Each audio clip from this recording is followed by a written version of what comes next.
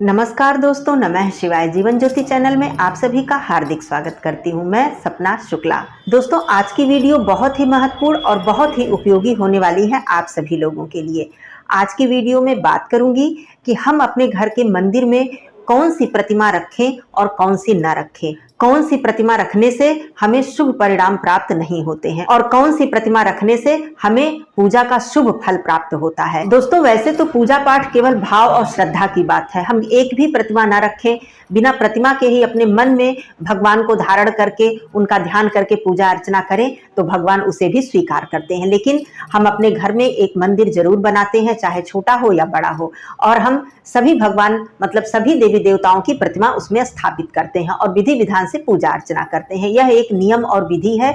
इससे हमें शांति का अनुभव होता है, हमारे घर में सकारात्मकता आती है और हमारे घर का वातावरण बिल्कुल शांतिमय हो जाता है जब हम भगवान की प्रतिमा अपने घर में रखकर एक मंदिर बनाकर हम पूजा अर्चन करते हैं। आज मैं बात करूंगी कि कौन सी प्रतिमा रखना हमारे लिए बहुत ही शुभ होता है और कौन सी प्रतिमा रखना हमारे लिए शुभ नहीं होता है। हमारे घर के मंदिर में कौन कौन सी प्रतिमाएं नहीं होनी चाहिए, इस बात का भी ध्यान आप लोग जरूर दीजिएगा। दोस्तों, हमारे धर्म में देवी देवताओं के बहुत सारे स्वरूप के चित्र, प्रतिमा, फोटो, मूर्ति जो भी आप कह लें मतलब स्थापित किया जाता है। लेकिन घर के मंदिर में कौन कौन सी प्रतिमा हमें रखनी चाहिए? तो घर के मंदिर में हमें हमेशा सौम्य रूप की प्रतिमा रखनी चाहिए। देवी देवताओं की सौम्य रूप और वरद मुद्रा की प्रतिमा हमें अपने घर में रखनी चाहिए। यह हमारे लिए बहुत ही शुभ और बहुत ही कल्याणकारी होता है। जब हम पूजा अर्चना करने के लिए बैठते हैं तो उनकी वह सौम्य रूप की प्रतिमा देखकर हमारा मन आनंदित हो जाता है।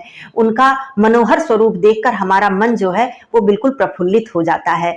तो इसलिए हमेशा सौम्य और वरद मुद्रा के चित्र रखने चाहिए। तो आइए बताती हूं कि कौन कौन सी प्रतिमा। सबसे पहले मैं बताऊंगी कि कौन सी प्रतिमा नहीं रखनी चाहिए, फिर मैं बताऊंगी कि कौन सी प्रतिमा अत्यंत शुभकारी है जो कि आपको अपने घर के मंदिर में जरूर ही रखनी चाहिए। तो आइए एक एक करके बातों को समझ लेते हैं। दोस्तों देखिए, जो रौद्र रूप की प्रतिमाएं होती हैं, जैसे कि सबसे पहले मैं बताऊं भगवान हनुमान जी की लंका दहन करती हुई प्रतिमा। लंका दहन करती हुई प्रतिमा हमें अपने घर के मंदिर में स्थापित नहीं करनी चाहिए। हमेशा ही हनुमान जी की वरद मुद्रा की प्रतिमा हमें अपने घर में स्थापित करनी चाहिए। दूसरी चीज, माता दुर्गा जी की प्रतिमा हम अपने घर में जरूर स्थापित करते हैं। लेकिन माता दुर्गा जी के कई स्वरूप हैं, कई रूप हैं और कई रूपों में माता जी ने अवतार लेकर समय समय पर भक्तों की रक्षा की है। तो माता रानी की जो राक्षस वध करती हुई प्रतिमा होती है, राक्षस का वध करते हुए जो उनका स्वरूप है, वह प्रतिमा हमें अपने घर के मंदिर में स्थापित नहीं करनी चाहिए।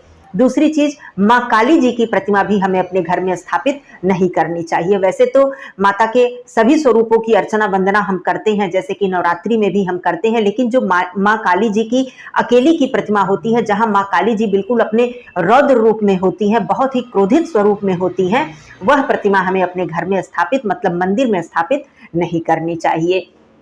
दूसरी चीज, हमें अपने घर में कोई भी जैसे देवी देवता हैं, उनका जो राक्षस के साथ युद्ध हुआ था, युद्ध करते हुए मतलब प्रतिमा देवताओं की हमें स्थापित नहीं करनी चाहिए। भगवान शिव जी की तांडव करती हुई प्रतिमा हमें स्थापित नहीं करनी चाहिए, क्योंकि तांडव करते हुए वो बहुत ही रौद्र रूप में और बहुत ही क्रोधित स्वरूप में थे। तो यह प्रतिमा भी हमें अपने घर में मंदिर में स्थापित नहीं करनी चाहिए। दूसरी चीज, शनि देव की प्रतिमा के बारे में कहा जाता है कि शनि देव की पूजा हम जाकर मंदिर में कर सकते हैं, लेकिन हमें अपने घर में, घर के मंदिर में शनि देव की प्रतिमा स्थापित नहीं करनी चाहिए। इस बात का भी आप लोग जरूर ध्यान दीजिएगा। काल भैरव की प्रतिमा हमें अपने घर में स्थापित नहीं करनी चाहिए। दोस्तों, यह कुछ ऐसी प्रतिमाएं हैं जिन्हें अपने घर में हमें स्थापित नहीं करना चाहिए। अब आइए मैं बताती हूं कि कौन सी प्रतिमा रखना हमारे लिए अत्यंत ही शुभ और बहुत ही कल्याणकारी होता है। इससे पहले छोटा सा निवेदन करूंगी कि यदि मेरी वीडियो आपको अच्छी लग जाए तो इसे लाइक और शेयर जरूर ही कर दिया कीजिए। चैनल पे यदि आप पहली बार हैं तो चैनल को सब्सक्राइब कर लीजिएगा। कमेंट बॉक्स में नमः शिवाय लिखना बिल्कुल मत भूलिएगा। तो आइए बताती हूँ कि सबसे सौम्य और कल्याणकारी प्रतिमा कौन कौन सी है। देखिए दोस्तों, वैसे तो सभी देवी देवताओं का चित्र हम अपने घर में, अपने मंदिर में स्थापित करते हैं, क्योंकि समय समय पर हम, जैसे कि नवरात्रि आती है, शिवरात्रि आती है, भगवान राम जी की भी पूजा हम करते हैं, भगवान विष्णु जी की पूजा करते हैं, एकादशी आती है, दीपावली आती है। तो मतलब इतने पर्व त्योहार हैं हमारे धर्म में कि हमें सभी देवी देवताओं की प्रतिमा हम अपने घर के मंदिर में स्थापित करते ही हैं। देखिए, सबसे उत्तम प्रतिमा की मैं बात करूं तो आपके घर में शिव परिवार की प्रतिमा जरूर होनी चाहिए। शिव जी, माता पार्वती जी की प्रतिमा तो हमें एक साथ रखनी ही चाहिए, लेकिन उसमें पूरे शिव परिवार की यदि प्रतिमा है साथ में तो ये बहुत उत्तम होता है। जैसे कि भगवान शिव जी माता पार्वती जी के साथ है, साथ में भगवान गणेश जी और कार्तिकेय भगवान और नंदी जी, ये पूरे शिव परिवार की प्रतिमा होती है। यह अपने घर के मंदिर में स्थापित करना बहुत ही कल्याणकारी और बहुत ही शुभदायक होता है। दूसरी चीज, भगवान विष्णु जी की प्रतिमा, माता लक्ष्मी जी जहां पर चरण दबा रही हैं उनके, यह प्रतिमा रखना बहुत ही उत्तम और बहुत ही शुभकारी होता है। तो आप वैसे तो भगवान विष्णु जी और माता लक्ष्मी जी की प्रतिमा एक साथ रखें ही रखें, लेकिन चरण दबाती हुई प्रतिमा यदि आप रखते हैं तो ये बहुत उत्तम होता है। दूसरी चीज, राम दरबार की प्रतिमा, भगवान राम और माता सीता जी की प्रतिमा तो हम लोग रखते ही हैं, लेकिन आप प्रयास करें कि जब भी भगवान राम जी की प्रतिमा आप अपने घर में रखना चाहें तो राम दरबार की प्रतिमा रखें, जहां पर चारों भाई विद्यमान होते हैं और माता सीता जी होती हैं और हनुमान जी होते हैं। मतलब ये पूरे राम दरबार की प्रतिमा इसे कही जाती है। तो यह प्रतिमा यदि रखा जाता है तो घर का जो वातावरण है ये बहुत ही सुखमय होता है। घर के परिवार और सदस्यों में एकता और प्रेम बढ़ता है। मतलब राम दरबार की प्रतिमा रखकर हमें उनकी पूजा अर्चना करनी चाहिए, रामचरितमानस की चौपाई का हमें पाठ करना चाहिए। तो यह प्रतिमा भी बहुत ही कल्याणकारी होती है। भगवान गणेश जी की प्रतिमा माता लक्ष्मी जी के साथ हमें जरूर रखनी चाहिए। वैसे माता लक्ष्मी जी की प्रतिमा कभी भी अकेली आपको स्थापित नहीं करना चाहिए। माता लक्ष्मी जी या तो भगवान गणेश जी के साथ या तो भगवान विष्णु जी के साथ, मतलब श्री हरि नारायण जी के साथ। और एक प्रतिमा के विषय में मैं आपको बताऊं कि जैसे कि जिनके घर के मंदिर में शिवलिंग की स्थापना जिन्होंने की है, जिन भाई बहनों ने, तो ये बहुत ही उत्तम है। लेकिन मान लीजिए आपने शिवलिंग की स्थापना अपने घर में नहीं की है, 12 ज्योतिर्लिंग से किसी भी मतलब शिवलिंग की प्रतिमा, चाहे आप बाबा बैद्यनाथ धाम की प्रतिमा, चाहे केदारनाथ धाम की प्रतिमा, चाहे आप महाकालेश्वर नाथ की प्रतिमा, मतलब शिवलिंग की प्रतिमा की यहाँ मैं बात कर रही हूँ, एक चित्र या फोटो आपको शिवलिंग की जरूर रखनी चाहिए यदि आपने शिवलिंग की स्थापना नहीं की है। कहा जाता है 12 ज्योतिर्लिंग के दर्शन करना, मान लीजिए 12 के 12 ज्योतिर्लिंग के दर्शन आप नहीं कर पा रहे हैं तो कम से कम प्रतिमा रखकर, और ऐसी भी प्रतिमा आती है कि एक ही प्रतिमा में 12 ज्योतिर्लिंग का जो मतलब चित्र होता है, तस्वीर होता है, वो विद्यमान होता है। तो ऐसी भी प्रतिमा आप रख सकते हैं। कहने का मतलब शिवलिंग की भी प्रतिमा रखकर आप पूजन अर्चन निरंतर अपने घर में कर सकते हैं। ये बहुत ही कल्याणकारी और बहुत ही शुभदायक होता है। अब मैं बताती हूँ कि माँ दुर्गा जी की कौन सी प्रतिमा हमें रखनी चाहिए। पहली बात तो माँ दुर्गा जी की, माँ जगदम्बा की सौम्य रूप की प्रतिमा हमें, वरद मुद्रा की प्रतिमा हमें रखनी चाहिए। लेकिन जिस प्रतिमा में माँ के 9 रूप विराजमान हो, विद्यमान हो, ये प्रतिमा बहुत ही कल्याणकारी होती है।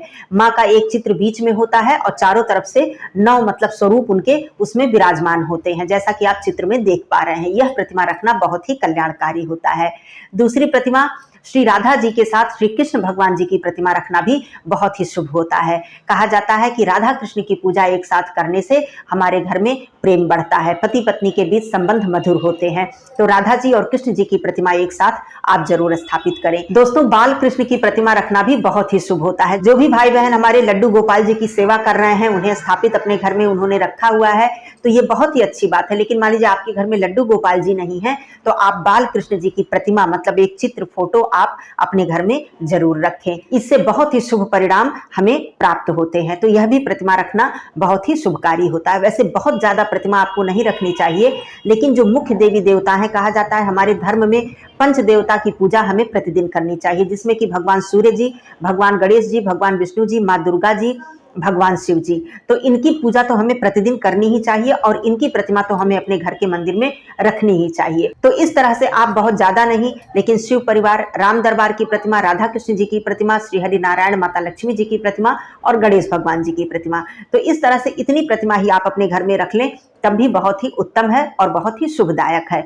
तो हमेशा जब भी आप प्रतिमा का चयन करें या खरीदें तो इस तरह से इस बात का ध्यान रखकर आप अपने घर में भगवान या देवी देवता की चित्र या प्रतिमा जो भी आप रखना चाहें, फोटो रखना चाहें, आप रखें। दोस्तों, अपने घर के मंदिर में चित्र या प्रतिमा रखना इसलिए भी आसान होता है कि चित्र और प्रतिमा के साथ बहुत सारे नियम और जो मतलब विधि विधान होते हैं वो लागू नहीं होते हैं। सुबह शाम हम प्रतिमा की मतलब सफाई करके, जैसे भीगे कपड़े से प्रतिमा को पोंछ कर और फूल चंदन इत्यादि जो है पूजा किए उसे हटाकर साफ सफाई करके हम पूजन अर्चन कर सकते हैं। लेकिन जब हम धातु की प्रतिमा विराजमान करते हैं तो उन्हें स्नान कराना, उनके वस्त्र बदलना मतलब एक विधि और नियम होता है।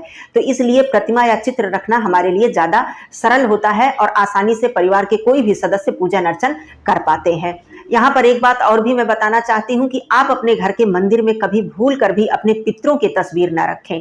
बहुत से लोगों के घर में मैंने देखा है कि अपने पितर मतलब अपने पिता हैं, अपने दादाजी हैं या अपने मतलब कोई भी उनका जो अपना है, वो जब दिवंगत हो जाते हैं तो एक प्रेम, एक श्रद्धा के कारण हम अपने घर के मंदिर में रखकर उनकी पूजा अर्चना करते हैं। वैसे तो पितृ को देव का स्थान दिया ही जाता है, जब वो दिवंगत हो जाते हैं तो देवता तुल्य हो जाते हैं, लेकिन उनका स्थान घर के मंदिर में नहीं होता है। उनकी प्रतिमा अपने घर के दक्षिण दिशा की तरफ और दक्षिण दीवार पर आप स्थापित करें। वहां पर उनकी प्रतिमा आप टांगे, उनको फूल अर्पित करें। प्रत्येक अमावस्या पर आप धूप दीप प्रज्वलित करें। प्रत्येक दिन आप उन्हें नमन करें, प्रणाम करें, उनका आशीर्वाद लें, क्योंकि वो देवता तुल्य हैं। उनकी भी पूजा अर्चना उतनी ही जरूरी होती है जितनी की देवी देवताओं की। लेकिन वास्तु के अनुसार यह चीज मना किया गया है, वर्जित बताया गया है कि कभी भी अपने पितरों की तस्वीर हमें अपने घर के मंदिर में स्थापित नहीं करनी चाहिए। यह हम एक प्रेम वश करते हैं, हम अपनी श्रद्धा के लिए करते हैं, लेकिन ऐसा करना आपके घर के लिए शुभ नहीं होता है। तो इस बात का भी आप ध्यान रखें। आप अपने घर पितरों की तस्वीर अपने घर में जरूर रखें